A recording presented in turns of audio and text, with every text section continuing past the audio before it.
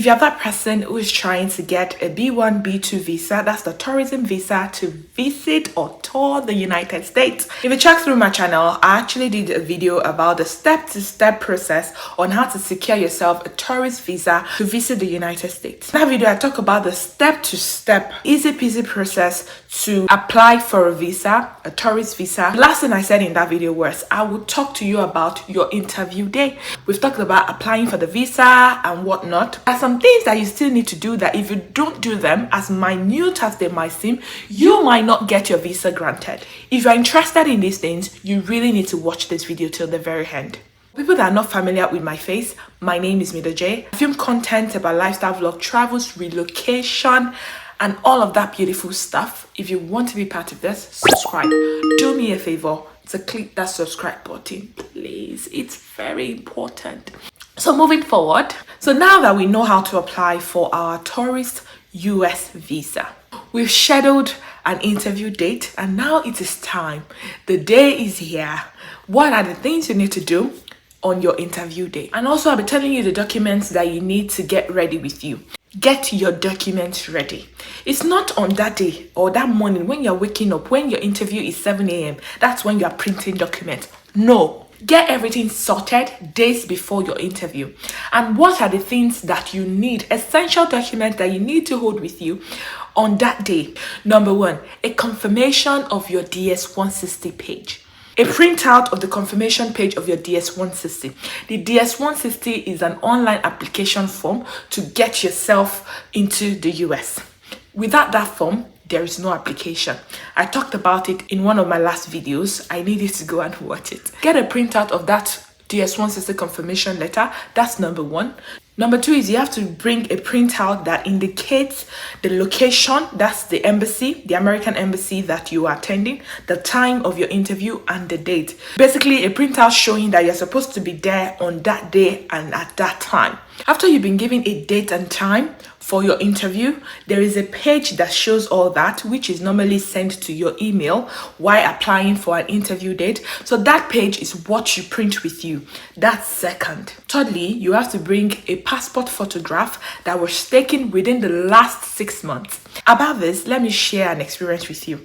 I know you might be like, oh, I have a passport photograph at home that I took like a year ago, more than 6 months ago. Let me just use it. Okay. So with me, I took along the one I took about 8 months ago. And guess what? They did not accept it.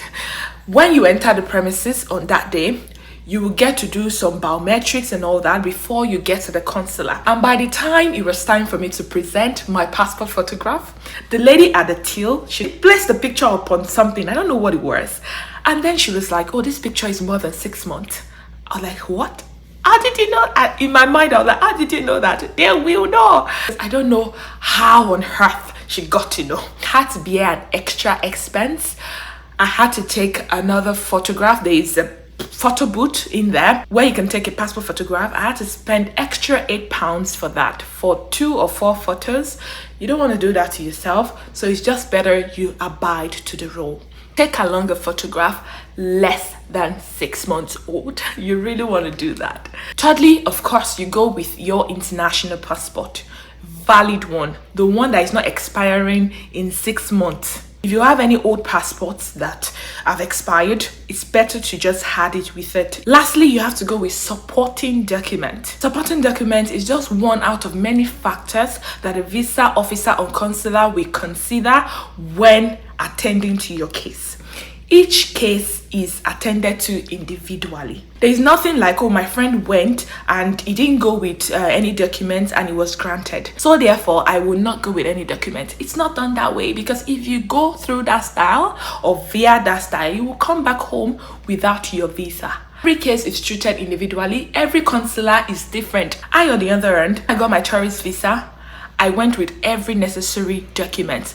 Meanwhile, I was not asked any documents at the end of the day. I didn't present any document apart from my international passport, of course. It's just better to go with anything, everything, because you don't know what you might be asked. It's very necessary to save yourself the headache. Moving forward, what are the supporting documents that you might be asked to tender? So let's break it into bits. Firstly, professional document or educational document. What do I mean by this? The consular will ask you if you're self-employed, fully employed, or partially employed. Then you have to present something to show that you own a business or run a business. You have to show that you are a student. That is your admission letter to the school, or you show your work certificate or employment letter. Some people even go as far as getting a letter from their employer to support their visa application, which I did. It said, to whom it may concern, kindly assist this person, blah, blah, blah, in this visa application. Your cooperation will be highly appreciated. Something like that. Lest I forgot, all these things, supporting documents, are things that will show that you have ties to your home country or to where you live. The major thing they're trying to know, this is the secret, is they want to know your ties. What is assuring them that you will return? If you can prove this, you have high chances of getting your visa granted. Apart from your education or professional history, they want to know your personal life. Do you have a family? Do you have children? Are you married? You can go with your marriage certificate to show that you have, especially if you're traveling alone, to show that you have somebody back in your home country that you're coming back to, just to show or strengthen your ties. If you have children, you can go with their birth certificates. As I'm talking right now, I'm very sure that you are generating ideas on the things that you can hold. They want to know who is responsible financially for your travel. If it's individual sponsored, they want to see your bank statement. This is not really necessary. Sometimes they don't ask, but then nothing will happen to you. It will not hurt you if you print your 3-month bank statement. That was what I did. Go to your bank. Some of us use mobile applications. There's a way you can save all these bank statements in your email. Print it somewhere. Print it out. Okay? If it's not individually sponsored, who is sponsoring you? Your parents, your partner. Go with their bank statement or maybe a letter to show that they are sponsoring you. If you have property, you can go with your property acquisition certificate. Like if you have a land, if you have a house, you can go with a CFO. You can go with something that shows that you bought the house, stuff like that. Anything that you can think of right now that shows that you have strong ties to where you live, just go with them. These are your supporting documents. Get photocopies, print them out. Sometimes it's good to go with original copies. All of that, just gather them together. You will need them. Back to the things that you need to do on that day. Next thing you need to do is arrange those documents accordingly. You don't want to get there that day. You're not scattered like a chicken. Arrange your documents in order of priority. What do I mean by that? Number one is get your passport. That should be on top. Your international passport. Get the letter that shows that you should be there on that day. That shows your time, indicates the time, date, venue of embassy, and all of those stuff. Next, your confirmation page of your DS-160. That's your application form. That should go with you. And maybe the visa receipt or visa fee receipt. They don't really need that, but you can just put it together. The photographs, passport photograph, these are the essential ones that they would definitely ask you.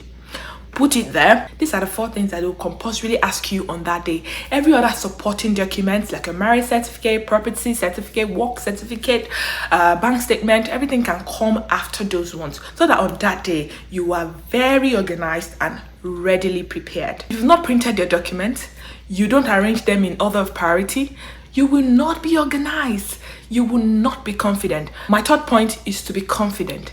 No matter what is happening there on that day, no matter what, be confident. Do not start shivering and shaking when you get there. Calm down. Another thing you have to do is that don't get there late. Leave home early. Plan your trip. A day 2, days 2, go on your Google map, check how far you will drive or how far the buses are. Check buses in real times. Number 4 or number 5, I think I've lost track right now, is to dress nicely. Dress good, make yourself feel good. You don't have to wear a coat or you don't have to wear a suit. Just dress comfortably. Ensure you are highly comfortable. And then the last point I'll be telling you in this video is to understand what the interviewer is asking you. They don't want to ask you, where are you going? You are not talking about what you will be doing in America. The questions, if you don't understand them, Can you repeat that? Be confident. And when you are answering the questions, ensure that you understand what they want you to say. I've heard stories of people where they're asking them, what's the purpose of your travel? And they're saying something else. Ensure that you are coherent and concise with your answer. Make sure that your answer matches with what the consular is asking you. I won't forget this. Ever, never, ever. I almost forgot. I mentioned the DS-160. That's the application form that you filled initially before attending this interview. Ensure that everything in that DS-160, you know it off your head. That's why it's really imperative that you answer everything in that form honestly and truthfully. If you tell a lie that day, if you say if what you are saying is not coherent, because when they see you, they open your page, they are seeing everything. For instance, on my interview date, the counselor was like, oh, you were a nurse. I said, oh, yes, you were a nurse. Where did they see? Where did they get it that I'm a nurse? From what I feel. Where are you staying? You say you'll be staying in New York. But then, when they ask where you'll be staying, you say you'll be staying in Kentucky. Or you'll be staying in Tennessee. You'll be staying in Texas. But in your application, you say you'll be staying in New York. So, ensure that everything you are saying that day is correlates with what you've put down. It's very important. I can't stretch this enough. Overall, just be confident and do the right thing. And don't feel intimidated. When they ask you any question, if you think you need to talk more, keep talking. Talk, explain, talk. For me personally, I was asked many questions regarding my travel, and that's where I will stop this video. I want you to watch out for my next. Turn on your notification bell, beep, beep, beep, beep, beep, pum, pum, pum, pum, pum, so that as I'm dropping the video, you are grabbing it. YouTube will notify you when I drop a new video. I hope this video has been educative and informative. Please kindly share with somebody. It will mean a lot to me. Share, don't be stingy. Share with somebody. Ultimately, like this video, comment if you want to, give me a big fat thumbs up. It's very imperative. Watch out for my next or subsequent video where I'll be talking about the possible questions that you'll be asked on that day. You really want to watch it. Until then, I remain your girl, Mide Jay. Peace and light always. Bye guys.